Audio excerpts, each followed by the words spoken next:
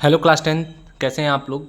आशा करते हैं कि आप अपनी तैयारी बहुत अच्छी कर रहे होंगे और डेली 1 डे गैप करके हमारे आने वाली वीडियोस को आप ज़रूर देख रहे होंगे और लास्ट ईयर की क्वेश्चंस की प्रैक्टिस बहुत अच्छे से कर रहे होंगे और आपकी तैयारी भी अच्छी चल रही होगी। तो हम आपका साथ छोड़ने वाले नहीं हैं और एग्ज़ाम तक हम आपको लास्ट ईयर के ज़्यादा से ज़्यादा क्वेश्चन प्रैक्टिस कराने वाले हैं। इसलिए आप हमारे चैनल को सब्सक्राइब कर दें और अगर अभी तक आपने अपने दोस्तों को शेयर नहीं किया है तो प्लीज़ उसे शेयर कर दें। तो चलिए हम रिफ्लेक्शन और रिफ्रैक्शन लास्ट ईयर के क्वेश्चंस को आज आगे लेकर के चलते हैं और देखते हैं आज के लेक्चर में अपना नेक्स्ट टॉपिक। तो रेडी हो जाएं, ये रहा हमारा नेक्स्ट क्वेश्चन।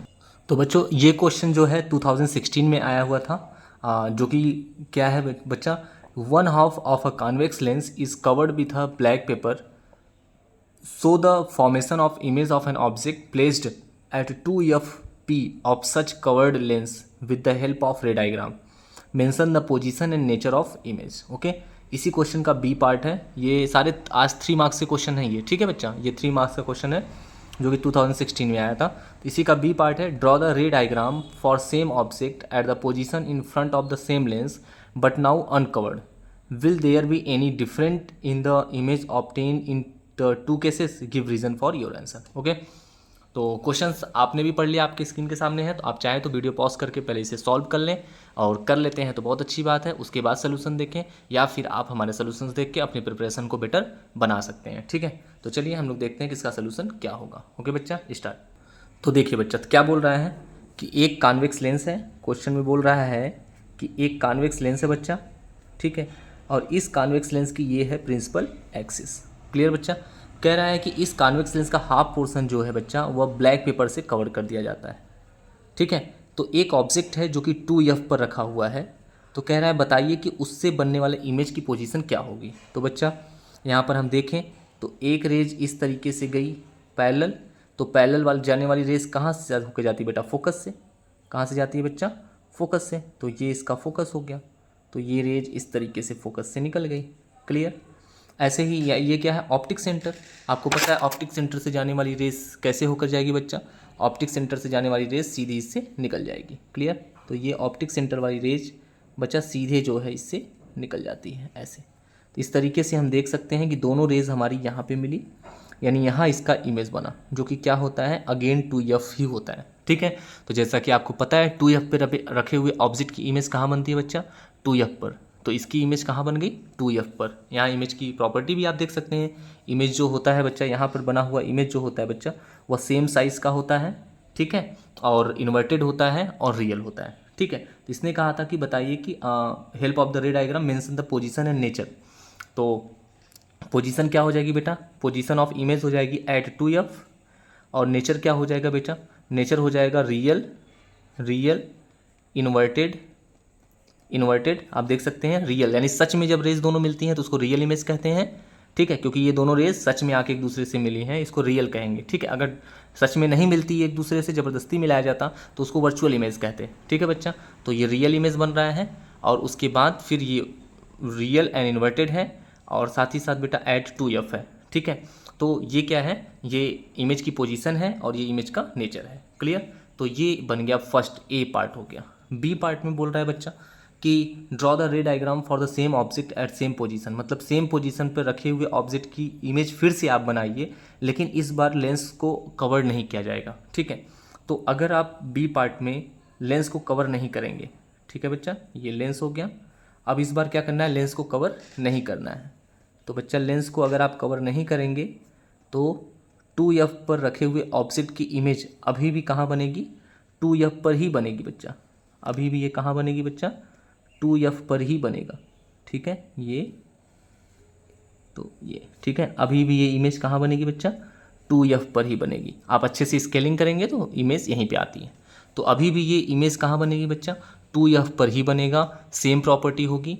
ठीक है, इसका करेक्टर भी यानी पोजीशन अभी भी एट 2f यानी other side of the lens at 2f, साथ ही साथ सेम साइज, सेम साइज बच्चा, और दूसरा क्या, रियल एंड इन्वर्टेड। ठीक है, इन्वर्टेड, यहाँ पर भी एक प्रॉपर्टी आप सेम साइज़ की भी लिख सकते हैं।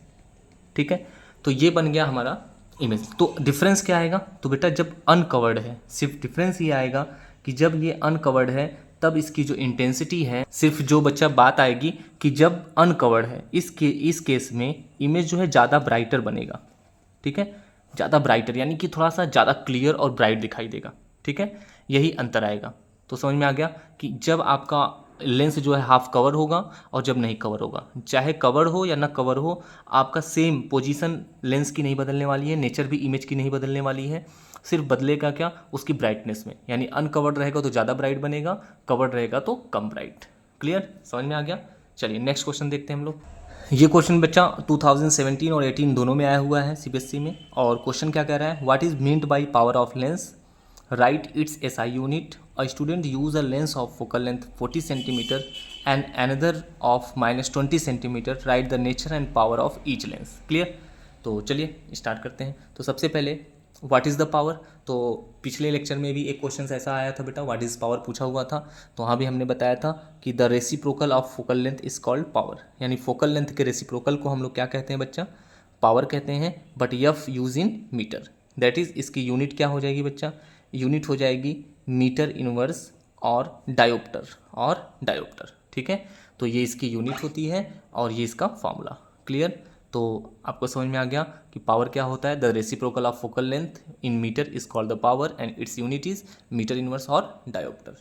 आगे कह रहा है कि a student uses a lens of focal length, एक स्टूडेंट है वह दो लेंस यूज करता है, एक यूज करता है जिसकी फोकल लेंथ 40 सेंटीमीटर की है और दूसरा लेंस यूज करता है जिसकी फोकल लेंथ -20 सेंटीमीटर है। तो कह रहे हैं बताइए कि इन दोनों ही लेंसेज के पावर क्या है और नेचर क्या है। तो बच्चा पावर निकालने के लिए फार्मूला क्या है, P = 1/f इन मीटर, तो यहाँ पे हम लोग लिखेंगे 1/40।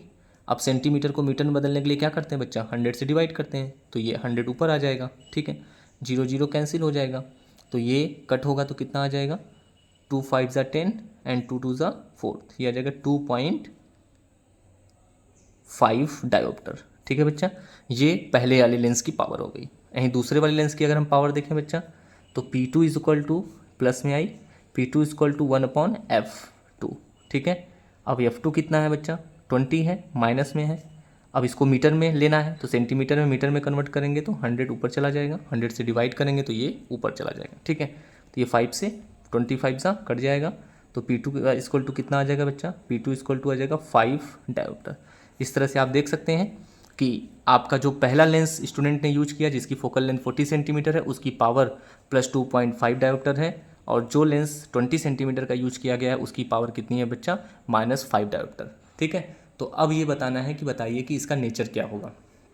तो अगर हम लोग इसके नेचर की बात करें बच्चा, ठीक है, तो जैसा आप जानते हैं कि जो पॉजिटिव फोकल लेंथ होती है वह किसकी होती है, कॉन्वेक्स की, यानी कि ये जो प्लस है इसको आप बताएंगे ये नेचर में है कॉन्वेक्स, ये नेचर में कॉन्वेक्स है, और जो माइनस है ये नेचर में कॉनकेव है, ठीक है। इस तरह से आप बता सकते हैं कि इसकी पावर इतनी है और इसका नेचर कैसा है, कॉन्वेक्स लेंस है, और इसकी पावर -5 डायोप्टर है, और इसका नेचर कैसा है बच्चा, कॉनकेव लेंस, ये कॉनकेव लेंस है, ठीक है। तो इस तरह से ये क्वेश्चन हो गया। पावर ऑफ लेंस की focal length, power of lens की डिफिनीशन आप ये भी लिख सकते हैं, द एबिलिटी ऑफ, आप ये भी लिख सकते हैं बच्चा कि the ability of lens to converge और diverge the ray of light, ठीक है। यानी कि किसी भी लेंस की रे ऑफ लाइट को कन्वर्स और डाइवर्स करने की जो एबिलिटी होती है उसी को हम लोग क्या कहते हैं, पावर ऑफ लेंस कहते हैं। तो आप पावर ऑफ लेंस की डिफिनीशन ये भी लिख सकते हैं, ये भी, ठीक है। चाहे तो आप फॉर्मुलेटेड तरीके से लिख दें या ऐसे लिख दें, the ability of lens to converge और डाइवर्स द रे, ठीक है, रे ऑफ लाइट, पूरा कर लीजिए, रे of light called the power of lens. Clear, it's की यूनिट। तो ये हो गया इसका आंसर बच्चा। तो आपको समझ में आया। तो चलिए, ये क्वेश्चन आपका पूछा था कब, ये क्वेश्चन कुछ 2017 और 18 दो बार पूछा था, ठीक है। तो चलिए नेक्स्ट क्वेश्चन देख। नेक्स्ट क्वेश्चन है बच्चा, an object of height 5 centimetre is placed perpendicular to the principal axis of concave lens of focal length 10 centimetre. If the distance of object from the optical center of the lens is 20 centimeter, determine the position, nature and size of the image form using the lens formula। ठीक है, ये question आपका 2015 में पूछा हुआ है। तो चलिए इसका सोल्यूशन देखते हैं। तो बच्चा क्वेश्चन क्या कह रहा है कि N object of height 5 centimetre, यानी ऑब्जेक्ट की हाइट, यानी कि बच्चा HO = दिया है 5 सेंटीमीटर, ठीक है, is placed perpendicular to the principal axis of concave lens. Lens कैसा है आपका, कॉनकेव है, ठीक है। फोकल लेंथ 10 सेंटीमीटर, कॉनकेव की फोकल लेंथ नेगेटिव होती है बच्चा, इसलिए ये 10 सेंटीमीटर हो जाएगा, ठीक है, माइनस में। If the distance of object from the optical centre is lens is 20, यानी यू इक्वल टू दिया है बच्चा 20 सेंटीमीटर। यू हमेशा माइनस लेते हैं, आपको पता है, यू हमेशा नेगेटिव लेते हैं, साइन कन्वेंशन है, चाहे कोई भी लेंस हो यू को नेगेटिव ही लेते हैं। डिटरमाइन द पोजीशन, यानी वी आपको निकालना है, ठीक है, और साइज ऑफ इमेज यानी एच आई आपको निकालना है बच्चा, and form using the position, और नेचर बताना है, और आपको बताना है कि इमेज का नेचर कैसा हो। क्लियर? तो चलिए हम लोग सॉल्व करते हैं। तो सबसे पहले आप देखिए वी निकालना है, तो वी निकालने के लिए कौन सा फार्मूला लगता है, लेंस फार्मूला का यूज करना है। तो लेंस फार्मूला क्या है, क्वेश्चन में बोला है यूजिंग लेंस फार्मूला। तो लेंस फार्मूला क्या होता है बच्चा, 1/f equal to 1/v minus 1/u। F पता है, यू पता है, वी निकाल लेंगे। तो चलिए एफ कितना दिया है -10, ठीक है, वी हमको कैलकुलेट करना है, यू कितना दिया है -20, ये माइनस माइनस प्लस हो जाएगा, उधर जाके माइनस। क्लियर?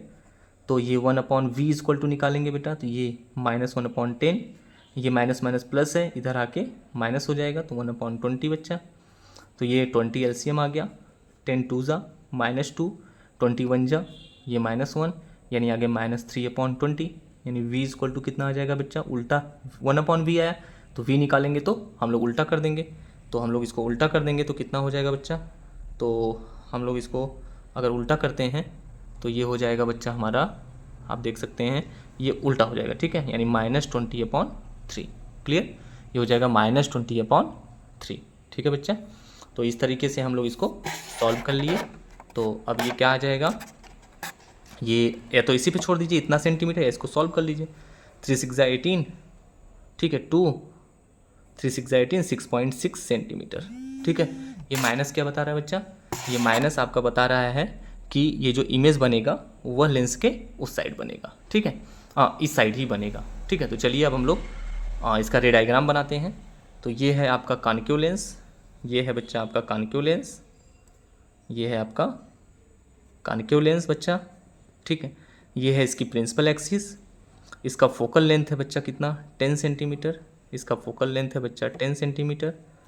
अब कहाँ पे ऑब्जेक्ट रखा है 20 पर, तो सिंपल सी बात है 10 का डबल यानी 20, ठीक है, ये कितना है 20, और आपको पता है कि फोकल लेंथ का डबल क्या होता है, उसका सेंटर ऑफ कर्वेचर। इसका मतलब ऑब्जेक्ट कहाँ रखा हुआ है, सेंटर ऑफ कर्वेचर पर।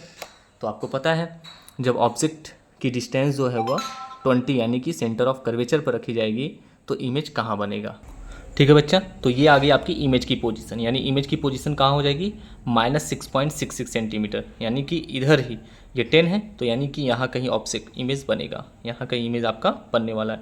तो कैसे बनेगा, ये पैरेलल रेस जाएगी, ठीक है, तो पैरेलल रेस जाएगी जो, तो ये इस तरीके से चली जाएगी, इसको पीछे बढ़ाएंगे तो ये बच्चा कहाँ आने वाली है, फोकस पर, ठीक है, ये इधर चली गई, तो यानी रियल में उधर जाएगी, तो हम लोग इधर ले आएंगे तो ये यहाँ पे आ जाएगी। दूसरी रेस बच्चा हम लोग क्या करेंगे, दूसरी रेस को आप चाहें तो इसको आप ले जा सकते हैं, दूसरी रेस को हम पैरेलल ले जाएंगे, तो या तो ये यहाँ से ले जाइए, तो दूसरी रेस आपकी ये सीधी जाएगी, तो बच्चा ये सीधी निकल जाएगी, ठीक है। तो इस तरह से इधर दोनों रेस के मिलने की कोई पॉसिबिलिटीज़ नहीं है, एक इधर जा रहा है एक इधर, तो दोनों मिलेंगे किधर, इधर, और v की वैल्यू आपकी कितनी आई है 6.66 सेंटीमीटर, ठीक है। तो ये आपका इमेज हो गया और उसका ये नेचर हो गया। क्लियर बच्चा, समझ में आ गया। चलिए अब हम लोग देख लेते हैं आगे कि आगे क्या है। तो आगे क्वेश्चन में क्या कह रहा है बच्चा, अब क्वेश्चन में कह रहा है कि इसकी हाइट बताइए, ठीक है। तो हाइट देख लेते हैं, 6.66 सेंटीमीटर ये v आ गया। तो हाइट हम लोग जानते हैं कि मैग्नीफिकेशन का फार्मूला बच्चा क्या होता है, magnification m is equal to होता है बच्चा लेंस है ना, तो प्लस होता है v/u इक्वल टू hi/ho, ठीक है, ये मैग्नीफिकेशन में फार्मूला होता है। तो हम इसमें रख देते हैं वैल्यू, हमको इमेज की हाइट निकालनी है, तो क्या आ गया, तो आप देख सकते हैं v की वैल्यू आई है कितना बच्चा -6.6, या इसको हम लोग यही वैल्यू यूज करते हैं तो ज़्यादा सही पड़ेगा, -20/3, और u की वैल्यू कितनी है बच्चा, u की वैल्यू है -20, ठीक है, इक्वल टू एच आई कितना आया है बच्चा, एच आई आपका आया है, एच आई निकालना है, कैलकुलेट करना है, और एच ओ कितना है, ऑब्जेक्ट की हाइट दी है 5। क्लियर, ये 20 से 20 कैंसिल हो गया, तो बचेगा कितना, ये माइनस से माइनस भी कट गया, तो ये 1/3 इक्वल टू आ गया बच्चा एच आई अपॉन 5। तो यहाँ से एच आई कैलकुलेट करेंगे तो एच आई इक्वल टू ये 5 यहाँ चला जाएगा तो 5/3, ठीक है, इतना सेंटीमीटर। ये क्या आ गई, इमेज की हाइट। क्लियर, समझ में आ गया आपको। तो ये था इस क्वेश्चंस का आंसर, ठीक है। पोजीशन, हाइट और नेचर। नेचर कैसा हो जाएगा, नेचर आपने ऊपर रे डायग्राम मैंने बनाया, नेचर देख सकते हैं। नेचर क्या है कि इमेज की हाइट जो है वो बिल्कुल यफ, इमेज जो बनेगा वह यफ और ऑप्टिक सेंटर यानी फोकस। नेचर में आप लिखेंगे बेटा इमेज जो है यफ एंड ओ के बीच में बन रहा है, ठीक है। इमेज जो बन रहा है वह यफ एंड ओ के बीच में बन रहा है, स्मॉलर देन ऑब्जेक्ट है, ठीक है। और बच्चा वर्चुअल है, वर्चुअल है एंड इरेक्ट, ठीक है। तो ये भी क्वेश्चन आपका कंप्लीट हुआ जो 3 मार्क्स का आया हुआ था कि कॉन्केव लेंस में यहाँ ऑब्जेक्ट रखा हुआ था, सी यहाँ पे 2f बोलते हैं इसको, ठीक है। लेंस में इसको 2f बोलते हैं और मिरर में इसी को c बोलते हैं, ठीक है। तो यहाँ पर ऑब्जेक्ट रखा हुआ था तो इसका इमेज कहाँ बनेगा, v की वैल्यू निकालनी थी, हाइट ऑफ इमेज निकालनी थी और नेचर। क्लियर, आपको समझ में आया होगा। फिर भी अगर कोई समस्या है तो आप थोड़ा सा इसको रिवर्स करके देख लीजिए। आज के लिए सॉरी, थोड़ा सा डिस्टर्बेंस हुआ रिकॉर्डिंग करने में मुझे, थोड़ा सा प्रॉब्लम की वजह से, तो सॉरी, आगे से ऐसा नहीं होगा। इसलिए प्लीज़ आप लोग बुरा नहीं मानिएगा, हो गया इस बार, हो गया, ठीक है। थोड़ा सा प्रॉब्लम हो गई, लेकिन फिर भी आज का ये क्वेश्चंस कंप्लीट हुआ। ये 3 क्वेश्चंस हो गए बच्चा। तो थोड़ा आज टाइम कम होने के कारण मुझे थोड़ा सा लेट भी हो रहा है। तो आज के लिए बस इतना ही। आज का आप डे अपना पूरा कर लीजिए ताकि कोई गैप ना हो, जो कि ये है कि एक दिन अल्टरनेट करके मैं वीडियो देता हूँ तो अल्टरनेट करके आपका वीडियो मिल सके, इसलिए मैंने चाहे जैसे भी टाइम निकाल के आपके लिए वीडियो बनाया, ठीक है। तो आप भी उसको पढ़ लीजिएगा। कोशिश करेंगे जैसे जैसे आगे चल के हम ज़्यादा से ज़्यादा क्वेश्चंस कराने की, ठीक है। देख रहे हैं बच्चा, अगर नहीं हो पाता है तो हम फिर क्या करेंगे, ईयरली पेपर सॉल्व कराएंगे, ठीक है। जैसे हम ले लेंगे कि 2023 में कितने क्वेश्चंस आए थे, पहले मैं 2023 का पेपर ही सॉल्व करा दूंगा, ठीक है। फिर मैं 2022 का करा दूंगा, फिर 21 का करा दूंगा, ठीक है। फिर भी अगर आपको कोई सजेशन देना है तो आप मुझे कमेंट बॉक्स में दे दीजिए कि हाँ सर आप ऐसे चैप्टर वाइज क्वेश्चन कराइए, या फिर आप मुझे कमेंट में ये बता दीजिए कि नहीं सर आप जो है कि ईयरली पेपर को सॉल्व कराइए, ठीक है। तो जैसी आपकी इच्छा हो, या तो पूरा पेपर मैं सॉल्व कराऊँ जिसमें सारे चैप्टर्स आ जाएँ, या आप कहिए तो ऐसे ही चैप्टर वाइज चलूँ, ठीक है। तो आप ज़रूर हमें अपना सजेशन दें ताकि हम और अच्छे से आपके लिए वीडियो बना सकें, जैसा आप चाहें वैसा मैं आपको दे सकूँ। तो चलिए आज के लिए बस इतना ही। Thank you so much. Channel को सब्सक्राइब करना मत भूलिएगा।